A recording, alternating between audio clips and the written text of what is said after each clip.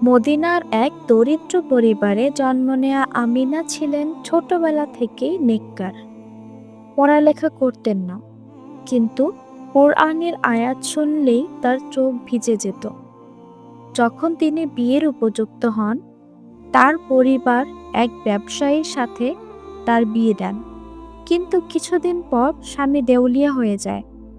ঋণের দায়ে স্বামী ঘর ছেড়ে পালিয়ে যায়, রেখে যায় আমিনাকে দুই ছোট সন্তানের সাথে। গ্রামের লোকজন কটূক্তি করল, নানান কথা বলল। তুমি তো শেষ, স্বামী পালিয়েছে, এই সন্তান তোমার দায় না। তাছাড়া তোমারই বা কি আছে? একজন মেয়ে হয়ে কি বা করতে পারবে? তার চেয়ে চলে যাও। কিন্তু আমিনা হাসি মুখে বললেন, আমার রব আমার সহায়। তিনি কখনো কাউকে নিরাশ করেন না। তিনি দয়ালু, অসীম ক্ষমতার অধিকারী। অভাবের দিন শুরু হলো। কখনো এক মুঠো খেজুরের সন্তানদের পেট ভরাতেন, নিজে না খেয়েই রোজা রাখতেন। কিন্তু প্রতিটি কষ্টে সন্তানদের বলতেন, ধৈর্য ধরো সন্তানেরা, আমাদের পরীক্ষা নিচ্ছেন আল্লাহ, পরীক্ষার পর জান্নাত আছে।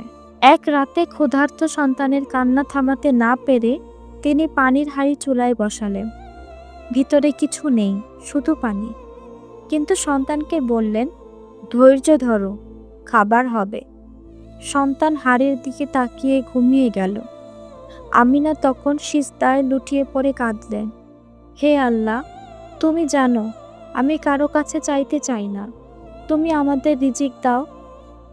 পরদিন সকালে এক ধনী মুসলিম ভদ্রলোক তাদের বাড়িতে গিয়ে বললেন, আমি স্বপ্ন দেখেছি, এক দুঃখিনী মা তার সন্তানের জন্য আল্লাহর কাছে দোয়া করছে। আমার মনে হয় সেই নারী আপনি। আল্লাহ আমাকে প্রেরণা দিয়েছেন আপনাকে সাহায্য করতে।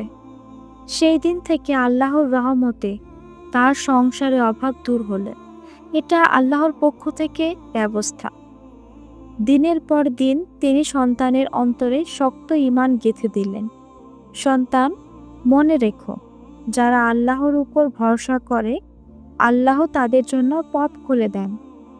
কিছু বছর পর তার সন্তানরা বড় হলো, জ্ঞান অর্জন করলো। একজন আলেম হলেন, অন্যজন ব্যবসায়ী হয়ে অসংখ্য মানুষকে সাহায্য করলো। মানুষ বলতো, এরা দারিদ্র্যের সন্তান, কিন্তু তাদের মাই তাদের হৃদয়ে ঈমানের আলো জ্বালিয়ে দিয়েছেন। হ্যাঁ, এটাই মুসলমানদের বিশ্বাস। ধন্যবাদ আমাদের সাথে থাকার জন্য। ভিডিওটি ভালো লাগলে অবশ্যই কমেন্টে জানাবেন এবং এমন আরও নতুন নতুন ভিডিও পেতে আমাদের চ্যানেলটি সাবস্ক্রাইব করে রাখুন।